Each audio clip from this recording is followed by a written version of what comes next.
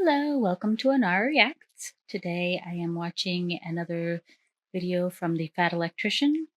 This one called The Limping Lady, the deadliest spy of World War II, Virginia Hall. Let's see how that goes. I don't have a daughter, but if I did, this is who I would want her to look up to. Today we're talking about Virginia Hall, aka the Limping Lady, probably the most effective American spy of World War II, and she managed to do that with one leg. But first, a word from our sponsors. This video is brought to you by Ridge Wallet. If you've been on the internet in the last decade, you know what Ridge Wallet is. I'm not going to waste your time. Ridge hired me to tell you to buy your dad a Ridge Wallet for Christmas. If your dad's anything like mine, his wallet probably looks like a Gutenberg Bible and his back hurts, and nobody has ever pointed out to this poor guy that, hey, maybe your back hurts because every time you sit down, you've got a phone book underneath one butt cheek and you look like you're the Leaning Tower of Pisa inside of a chair. So head over to ridge.com/TFE and shop the holiday sale. You're going to save up to 30%, and when you use my link, you're also going to be automatically enrolled in a chance to win a $4,000 bundle from Ridge. Let's get back to the video.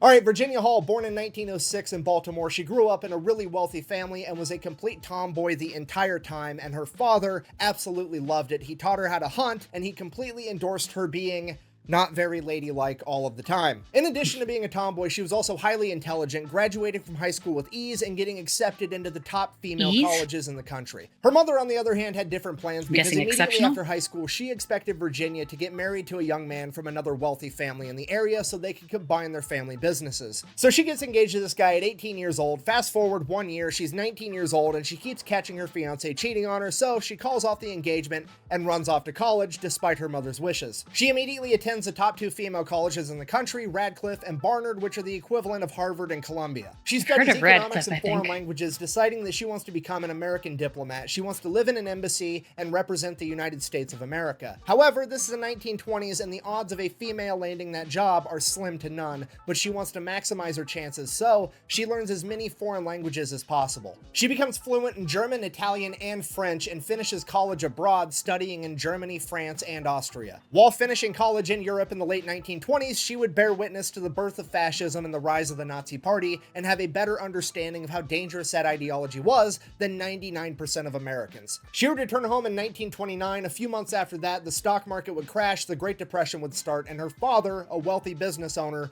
would lose almost everything, and the increased stress would lead to him having a heart attack and dying. This made Virginia even more determined to accomplish her goal of becoming an American diplomat, so she got a job working for the U.S. Embassy in Poland as a secretary. She worked there for several years, and every year she would apply for a promotion to become a U.S. diplomat, and every year something went wrong. The first year, they lost her application. The second year, her application made it through because she delivered it herself, and she was a shoo-in. She could speak 4 languages, she was a college graduate, she was highly intelligent, well-spoken, so she passed the application portion of the hiring process and had to have an in-person interview, and conveniently, they accidentally told her the wrong place and the wrong time to be, so she got disqualified again. Realizing that that embassy had it out for her and was not about to let a woman become a diplomat, she transferred to a different embassy in Turkey. So now it's 1933, she's living in Turkey, she's working as a receptionist at the embassy still, and she's just waiting for that next opportunity to apply to become a diplomat. One of her hobbies at this point in time is to go out hunting with the shotgun that her father had bought for her when she was a kid. It's an irregular hobby for a woman, but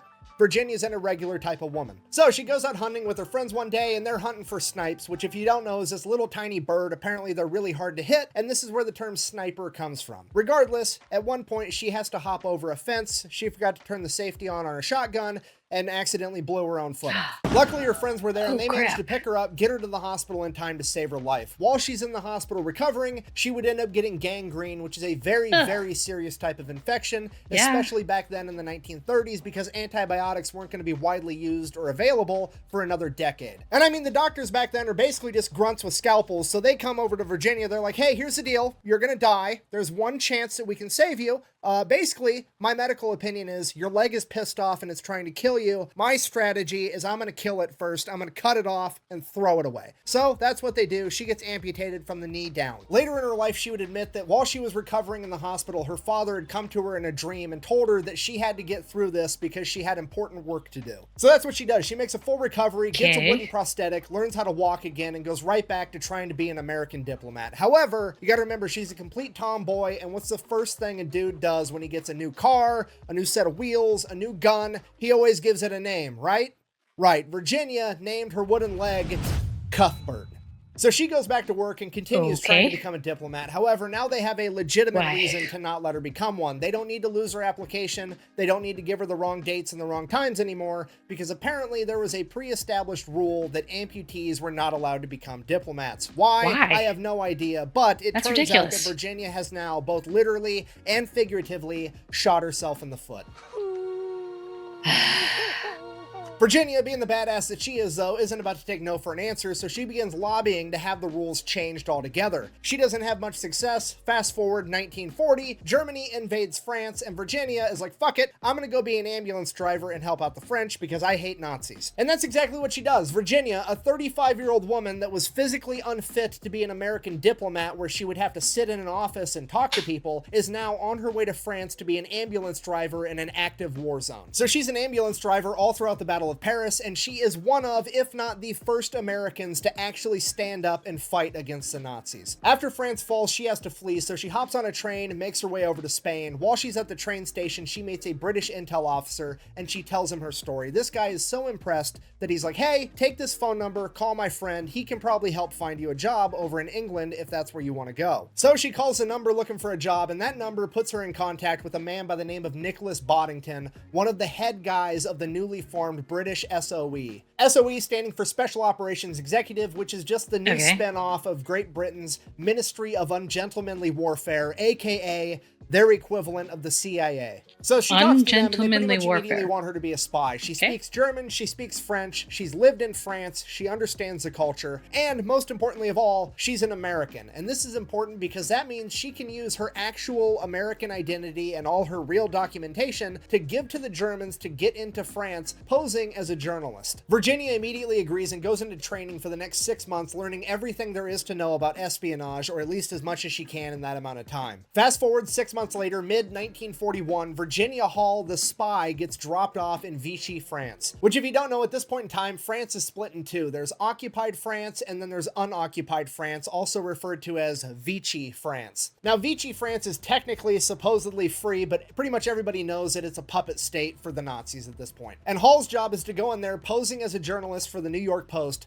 build a spy network, and do anything she can to fuck with the Nazis. Okay, and just so we're on the same page, this isn't like the movies where she has like instructions to go meet with some guy that's her connection and she like integrates with this already existing spy network. No, she was the first spy to go in. From the ground up. Go in and build the network from scratch. They literally took Hall, a 35-year-old woman with a wooden leg, gave her some money and some cyanide pills in case she got caught, sent her into enemy-held territory and was like, fucking figure it out. So Hall shows up in Lyon, France, and she doesn't even have anywhere to stay. All the hotel rooms are full, all the houses are rented. So many people have been displaced from the war, there's nowhere for her to stay. So when she first gets to France, she ends up living with a bunch of nuns at first, and she like had a curfew, the whole 9 yards. Then after a couple weeks, she finally gets a hotel room, and that's where she sets up her headquarters and makes her first contact. She goes straight to the U.S. Embassy and tries to get their help. And the head of the U.S. Embassy is like, absolutely not. America's neutral. We want nothing to do with it. But the second in command of the American Embassy pulls her aside and he's like, yes, I'm willing to help. And this is really important because this is the only way she's going to be able to communicate with London. You see, because it's an embassy, they have a diplomatic bag. So it's going to be mail that's not being screened by the Nazis before it goes out. So if this guy's willing to slip her messages to London into the diplomatic bag, it's going to be the only way that she's going to be able to get communication outside of France. So she gets it done. She establishes a connection. She now has a way to communicate with the outside world. On to the next order of business. Go see the gynecologist.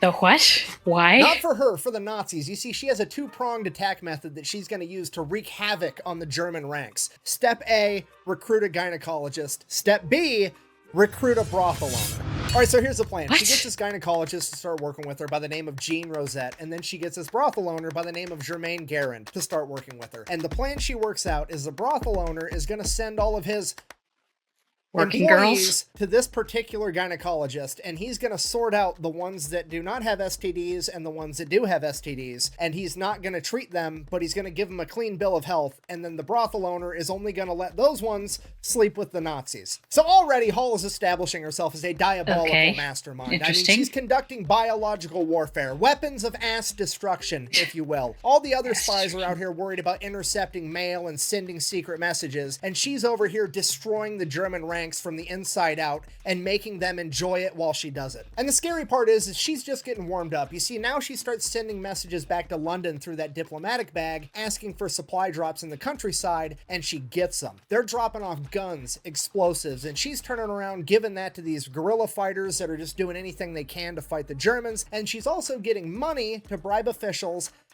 and heroin. Yeah, the second prong of her prostitute attack on the German ranks is that after the employees have already given the Germans an STD, they are then also going to attempt to get them addicted to heroin. I mean, the Germans get all this credit for developing their brilliant blitzkrieg tactic during World War II, which translates to lightning war. I'm going to go ahead with whatever authority I have, and I'm going to dub this the brothel krieg tactic in honor of Virginia Hall, because this is brilliant. So this keeps going for months and months, and she develops more and more connections and builds this enormous spy network that is officially given the code name Heckler. And every month, more and more spies are coming in, and she's helping them get set up, and these new spies know how to send wireless transmissions, so now there's other ways of getting messages outside of France, but the problem is these wireless transmissions can get tracked by the Nazis, and a lot of these new spies are getting caught that way. So then fast forward October 1941, all the other spies, there's like 12 other ones in the area right now, and they decide they're going to have a big meeting. Basically, they're coming up with an excuse to get together and have a party and actually talk about all the cool stuff they've been doing, which is a huge mistake for a spy, so Virginia avoids it. Sure enough, all 12 spies get busted and captured, and this was known as the Marseille Mousetrap, where the German Gestapo captured 12 spies all at once. They captured all the wireless operators, and again, Virginia is basically the only spy on the ground, and she is the only spy still capable of getting a message out to London. So she sends a message out to London basically saying that everybody else has been captured, nobody else is going to be able to communicate except for her. In addition to that, the German Gestapo also now know what she looks like and have drawings of her, and they know that she walks with a limp, and they're starting to call her the Limping Lady. So she is effectively #1 on the Gestapo's most wanted list, and leading the Gestapo in Lyon at this point in time is Klaus Barbie, one of the most brutal Nazis of World War II. And he is quoted as saying, "I would do anything to find that limping Canadian bitch," end quote. He believed that she had to be Canadian because he didn't think any American could speak French so fluently. Bonjour. London then responds by saying, hey, that's terrible, A, but also go ahead and flee, get out of the country, they're gonna find you. They know what you look like, they know that you walk with a limp, and every time you take a step with your hollow wooden leg, there is a distinct wood noise. They're gonna catch you. Obviously, I'm paraphrasing, but to this, Virginia basically said, hold my leg and watch this shit. Rather than flee, she decides that she's going to orchestrate a jailbreak of the other 12 spies that have been captured. But she's playing it on hardcore mode because the Germans know that they're looking for the Limping Lady, and every time she takes a step with her hollow wooden leg, it makes a wood noise. And then her plot armor activates and divine intervention kicks in because supplies into France are so low and so scarce that they're no longer getting rubber and leather to make shoes out of anymore, and people have to start carving their shoes out of wood, and all of a sudden, everybody's walking around making wood noises, completely disguising her movements. So rather than fleeing the country, she tracks down the prison that the 12 spies are being held at, then finds somebody that works at the prison, convinces them to get her a roster of the prisoners, uses that to track down a different, completely unrelated prisoner's wife on the outside, befriend her, and convince her to help her. Virginia, not wanting to be seen herself because they know what she looks like, decides that she's going to have this other prisoner's wife start smuggling in supplies to the 12 spies and, by extent, this woman's husband. Like they're baking handcuff keys and screwdrivers into cakes and shit to smuggle these supplies in. And this goes so well that she decides she's really going to start showing off. She's going to try to smuggle in an entire wireless set into the prisoners. And the wireless set is like the size of a briefcase. So she gets a 70-year-old priest that's a double amputee from World War I to smuggle this briefcase in by sitting on it in his wheelchair. And he ends up giving it to the other spies that actually know how to use the equipment. Here's the thing, the spies on the inside needed a really big antenna to make this thing work. So they ran a wire from their cell into this like wireless setup outside across the yard and attached it to the boundary fence using the entire fence as an antenna, and somehow never got caught. So now the spies are transmitting messages from inside the prison directly to London. So fast forward like a month, Virginia has smuggled these guys everything they need to be able to break out from the inside, and once they get outside the boundary fence, she is going to be there to pick them up, get them to a safe house, and smuggle them out of the country. Everything is completely arranged. Then on the day of the jailbreak, Virginia makes sure that somebody else tries to smuggle in a bunch of booze to the prisoners, knowing that they would get caught and that the guards would end up drinking all the alcohol that night,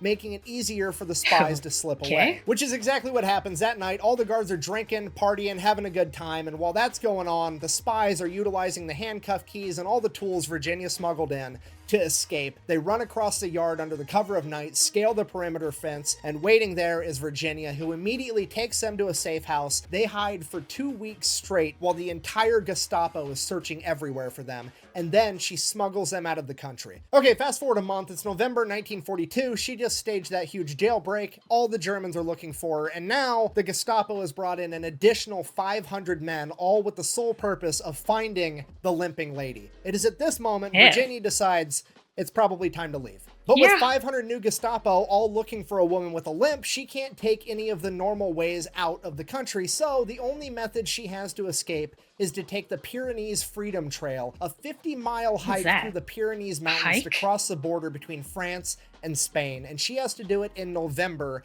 in the coldest winter for France in over 200 missing a leg. years. It is a 3 to 4 day hiking trail for people doing it for fun, not in the middle of winter, and Virginia manages to do it in 2 days with a wooden leg. During her hike, she was communicating with London via radio, not like secret spy radio, just normal radio transmissions. It wasn't going to blow her cover. She was already blown and she was leaving anyways, so it didn't really matter. And she would tell London that Cuthbert was giving her issues because I'm sure, as you can imagine, hiking with a wooden leg would get pretty tiresome after a while. Would appear so, wouldn't it? To which London, not knowing who Cuthbert was, responded by saying, if Cuthbert is giving you problems, have him eliminated.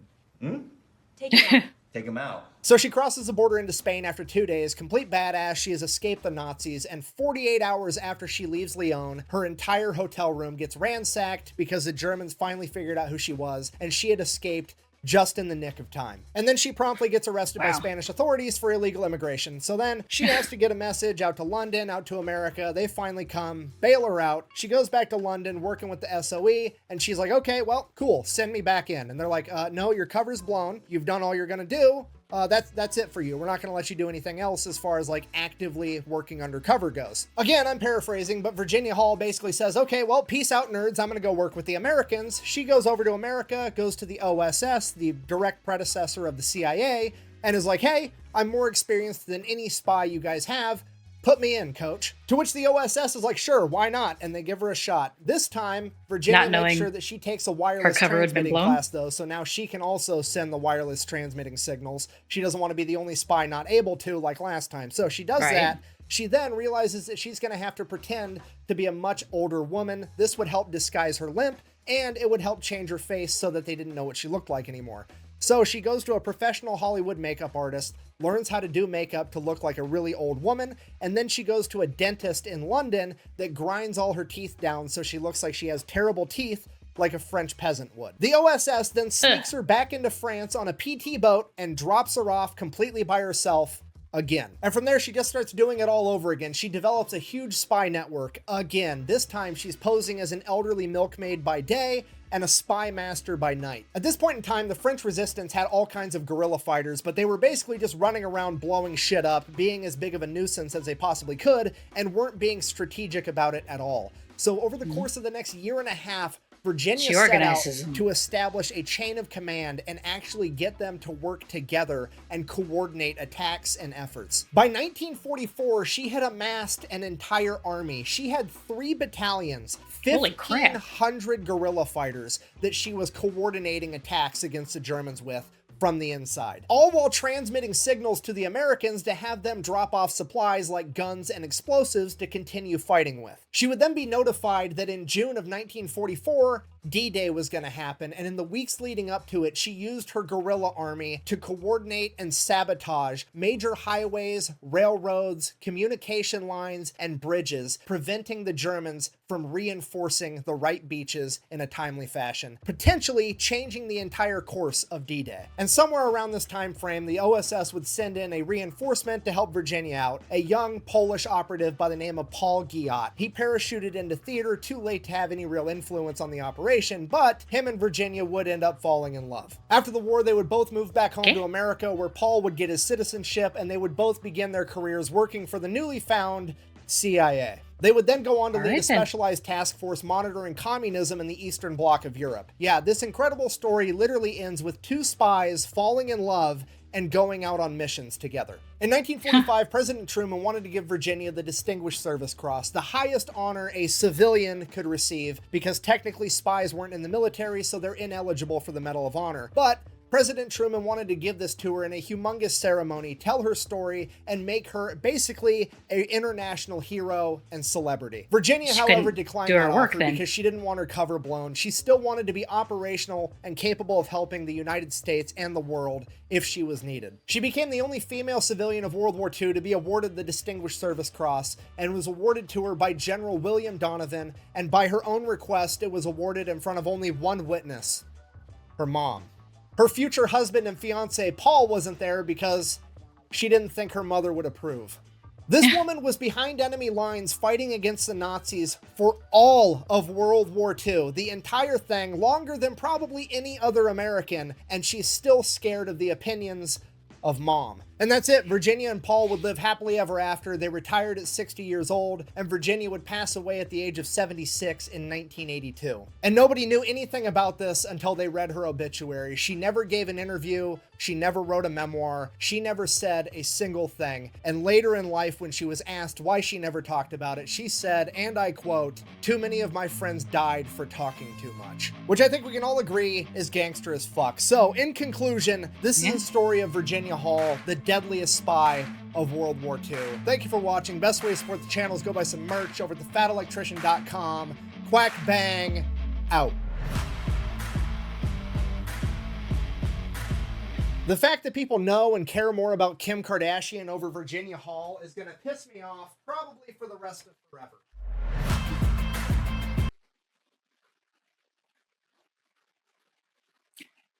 Yes, I definitely say she is more impressive than any Kardashian, who I do not watch them, but I had not heard of Virginia Hall either. But now I have, and that is truly impressive. Another very informative video from the Fat Electrician. And if you have any recommendations on other videos to watch, drop it in the comments below. I'll put a link to the original in the description. And thanks for watching with me. Remember to hit like and subscribe.